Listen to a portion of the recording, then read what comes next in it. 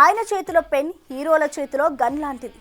దూసుకొచ్చే మాటల తూటాలు ఎలా పీలుతాయో గతంలో కొల్లగొట్టిన రికార్డులే చెప్తాయి. అయితే అదంతా గతం. ప్రస్తుతం పేలుస్తున్న అన్ని గురి తప్పుతున్న సినిమాలే. అయితే ఈ పరాజయాలకి కారణం కొత్తగా ఎంట్రీ ఇచ్చిన జ్యోతి లక్ష్మి అన్న కామెంట్లు వినపడ్డాయి. దీంతో ఇక నుండి తనని తప్పించి సరికొత్తగా సినిమాలపై ఫోకస్ పెట్టబోతున్నాడట ఈ డాషింగ్ డైరెక్టర్.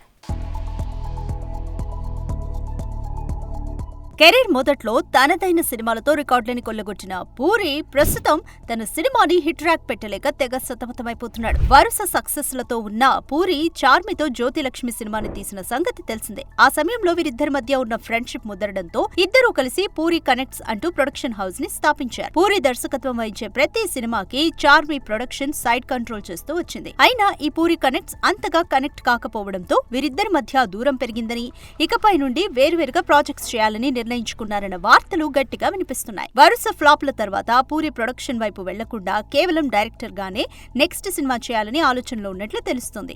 ఇక తాజా ప్రాజెక్టుల విషయానికొస్తే ఆయన 3-4 కథలను సిద్ధం చేసినట్లు తెలుస్తుంది. అయితే ఈసారి పూర్తిగా డైరెక్షన్ మీద మాత్రమే దృష్టి పెట్టాలని నిర్ణయించుకున్నట్లు టాక్. ప్రొడక్షన్ నెత్తి మీద పెట్టుకోవడం వల్ల నిండా మునిగిన పూరి ఇప్పుడు వేరే నిర్మాతలతో సినిమాను చేయబోతున్నాడని తెలుస్తుంది. ఇదే సమయంలో పూరితో పనిచేయడానికి ముందున్న కొందరు హీరోలు చార్మి ఈ ప్రాజెక్ట్ లో భాగం కాకూడదు అనే కండిషన్ పెడుతున్నారని సమాచారం. చూడాలి మరి జ్యోతిలక్ష్మి ఎగ్జిట్ తో అయినా పూరి సక్సెస్ ట్రాక్ ఎక్కుతాడో లేదో.